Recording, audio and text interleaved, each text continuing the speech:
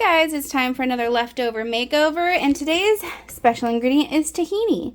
I'm going to show you guys how to use tahini in two different ways. We're going to use it in a savory dish and a sweet dish. So, maybe you can guess by all these ingredients, I'm going to be making a tahini Alfredo.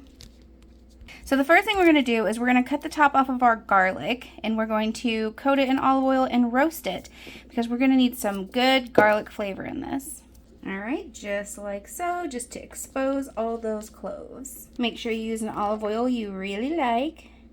And we're just gonna drizzle some on there.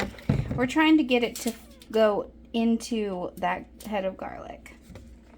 Just getting all those little cracks and crevices. And then we're gonna take the foil and fold it up over it to make it look like a foil garlic bulb. Just like so. Now you could roast this in the oven, but since I'm not going to heat up the oven just to roast a head of garlic, I'm going to cook mine in the air fryer. We're going to cook it at 425 for 20 minutes. We're going to roughly chop up this onion, and we are going to saute it in the pan. We're going to just water saute it because we really don't need to add any extra fat into this recipe. The tahini is going to do that for us. But we're just going to roughly chop this up because it is going to get blended, but we are going to pan fry it. Obviously it's going to be in water, so it's not really frying. But because we want some flavor on this onion. Alright, the onion has been roughly chopped. We're going to turn that on to medium heat, and we're going to add a splash of water. Once this water evaporates, if the onion starts getting stuck, we'll just keep adding water until it's cooked to our desired consistency. Onions are getting some color on them like this. We are done. So you can go ahead and turn off the heat. And now we just gotta wait for that delicious garlic. In the meantime, you can start boiling your pasta. We're gonna wanna get out our handy dandy trusty blender. Our garlic has been roasted, and I've let it cool for about an hour. Now we put our onions in here. We're going to squeeze all this garlic into here also. Ooh, it looks good and it smells even better. So we're going to go ahead and add the rest of our components into the blender. And then the last thing we're going to need is pasta water. We'll need some of the starchy pasta water to make this all come together. We're going to zest a lemon and add that in there. And we're going to add the juice of 2 lemons in here. Now we're going to add 2 tablespoons of apple cider vinegar. Scratch that, one tablespoon of apple cider vinegar. 1 teaspoon of miso paste. We're going to add a teaspoon of salt, a tablespoon of sweetener of choice. I am using agave. Preferred liquid sweetener. 1/4 cup of nutritional yeast. So we're adding 1/2 cup of tahini. Now this is all the ingredients you really need, but if you want to make it a little bit more, after I add my pasta water and blend this up, then I will add some black pepper and some oregano. But you do not have to add those. I just like to add them, but I like to add them at the end. That way they don't just get blended all up in there. We're going to boil our water, and we're going to add a lot of salt to it. You really want the pasta water to be nice and salty. Now for the pasta I chose, I'm using the Tahini. This is just going to be kind of like a tahini Alfredo style without any chicken. I'm not putting any like faux meat or anything like that in it. So I'm using this protein pasta. Alternatively, you can just keep it like this. Just make it. I'm going to put breadcrumbs on top and bake it in the oven also. Our pasta water is boiling away, so we are going to steal a cup of pasta water. And we're going to add it directly into all of the other ingredients in our blender. Now we are going to blend it up.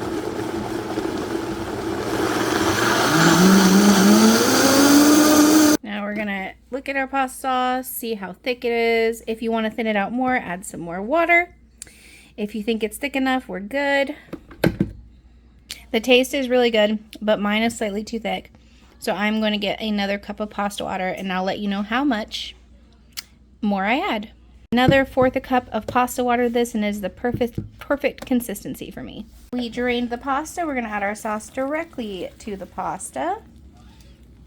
Now we're going to just mix this around. Also, Saved the seasonings that I was going to add in at the end. I've got 1/4 teaspoon of black pepper and a teaspoon of dried oregano.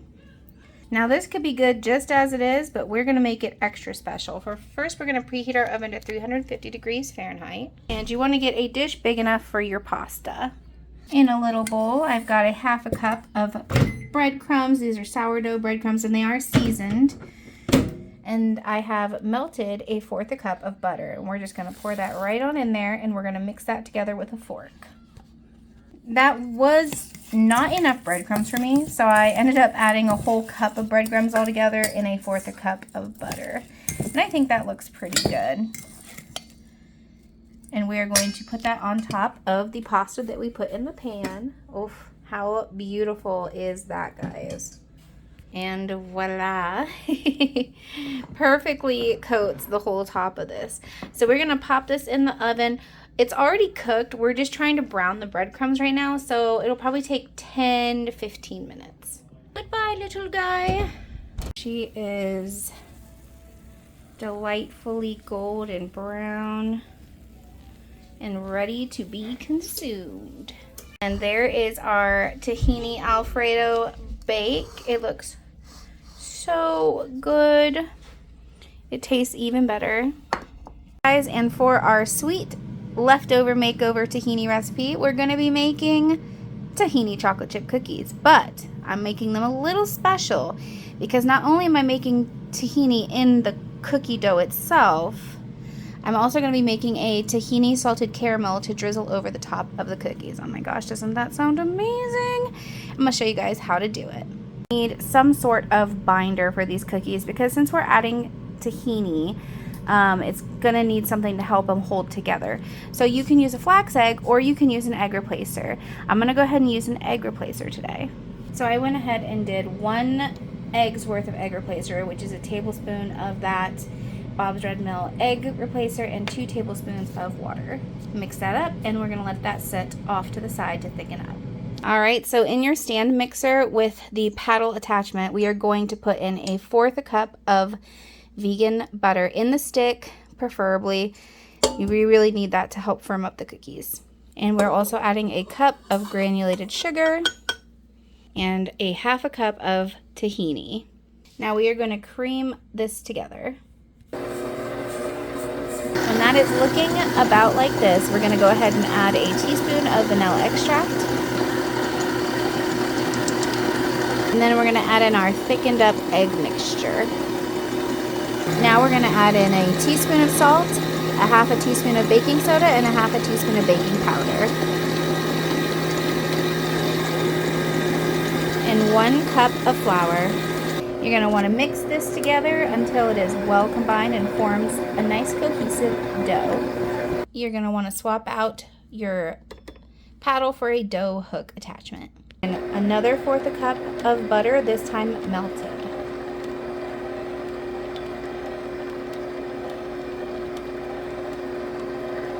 After your dough has come together, we are going to fold in 1 cup of chocolate chips to this. Now you're going to want to get a cookie sheet, line it with parchment paper or a silicone mat, and then we're going to start scooping these cookies, and then we're going to form them into balls with our hands. And there they are. This makes about 9 very large, luxurious bakery style cookies. So we're going to pop these in the freezer. You can pop them in the freezer for 8 hours or overnight. I'm going to show you how to make the tahini salted caramel for the top of our cookies. So I went ahead and added 1/2 cup of sugar, just granulated sugar, to a pan. And then we're going to turn on the heat to medium. And we're going to heat this up until the sugar starts to melt. And then we're going to start stirring it up with, you can either use a silicone spatula like I'm going to, or a wooden spoon. Once your sugar starts to stick on the bottom here, that's what we're looking for. It's starting to liquefy. Now we're just going to gently keep stirring this to prevent the sugar from browning until all the sugar is liquefied. Start to look like this. You want to keep on going, keep on stirring. Don't let it burn. make it get nice and liquidy. Once your sugar is all melted and it looks like this dark brown maple syrupy color, that's when now we're gonna add 1/3 cup of water, just a splash at a time, and mix it so that our caramel doesn't seize up, because that's not what we want. We want it to be glossy and beautiful. So just a splash of 1/3 cup of water at a time until you've used the whole thing. At this point, I turn the heat down a little bit while I keep doing this. Now we are going to add in our tahini. We're going to mix that well to combine, and we're going to turn back up the heat to medium to really emulsify the tahini. After a while of mixing and really emulsifying that tahini, you're going to have something that looks like this. And that is what you want. You want it to be glossy, drippy, and a nice golden brown color caramel. We can go ahead and turn off the heat at this point, but keep stirring. And then we will transfer it to I like to put mine in a mason jar. You just want to make sure it's heat safe and that it will not break. If it's too cold and you add something hot into it, it will break. But we're just going to keep stirring this for a little bit and remove it from the heat. But don't stop stirring or you might burn it. Oh, just look at that. Luxurious. And this is what is going to go on top of our cookies. We probably won't use all of this. You could half the recipe and it'll probably be enough for the cookies still. But we're not going to put this on the cookies until after they've baked.